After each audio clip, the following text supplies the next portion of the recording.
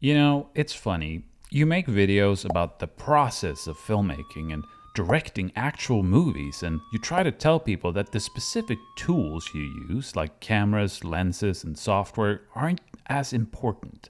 And then you make a video that only talks about tools. The great thing about not being a professional YouTuber is the fact that I don't really have to give a damn about what's popular and chase trends to get views. I'll make what I want when I want.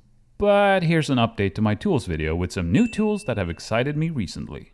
First off, I bought a new audio recorder, the Zoom F6. I'm a little late to the game here, but I had completely missed that there are now 32-bit recorders like this. 32-bit doesn't sound like anything too sexy, but it is amazing. It basically means that you don't have to care about the input gain. Check this out.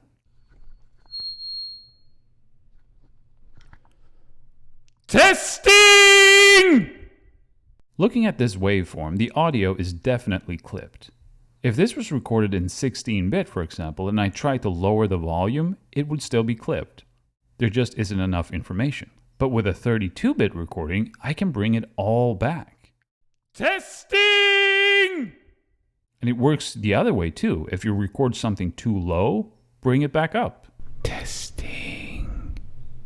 No need to worry about noise.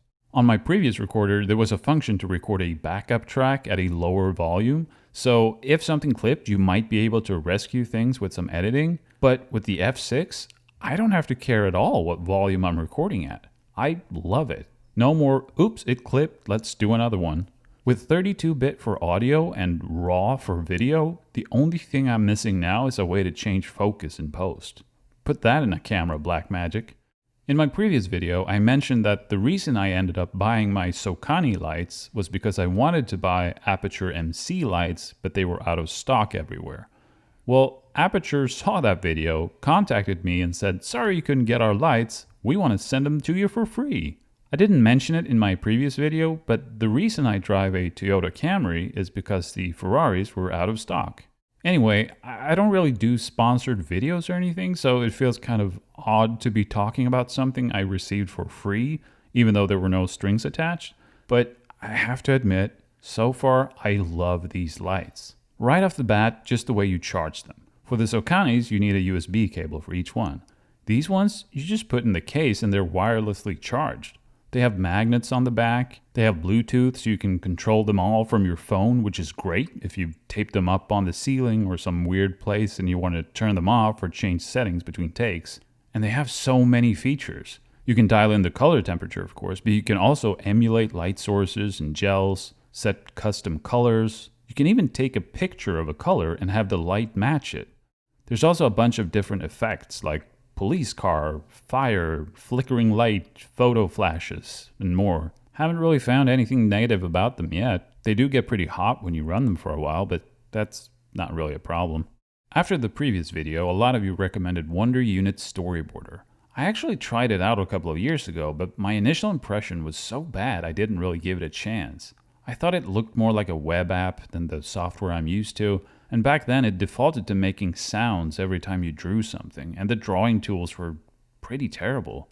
But since a lot of you recommended it, I decided to really give it a chance. First of all, I had to turn off the high-quality drawing engine, which vastly improved the drawing experience. But since there are no layers and a bunch of other things missing that are necessary for me, I decided to give up on drawing inside the software. Luckily, it's very easy to use an external image editor. The default is Photoshop, but I changed it to Krita. Whenever I add a new panel, I can just click the external editor button, and as soon as I've saved in Krita, the image is updated in Storyboarder. There are some really interesting features in this software. One thing you can do if you want to draw on paper is print a worksheet. After you've drawn your panels, you can connect your phone to Storyboarder, take a picture, and it cuts out and places each panel.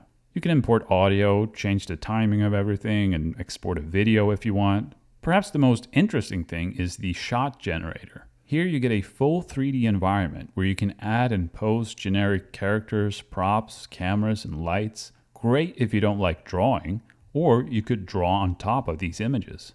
A quirk, if you want to call it that, with Storyboarder is that it feels to me a bit like the developers are more interested in adding new features rather than perfecting what's there. Like at the moment, you can't change basic things like the resolution of the boards, and there are no settings at all when you export a video. It just exports what it exports.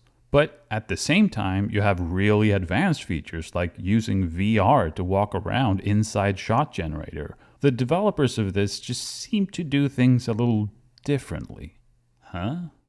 I can't really complain though, because Storyboarder is totally free. You just have to give them an email address to download, and it is very promising.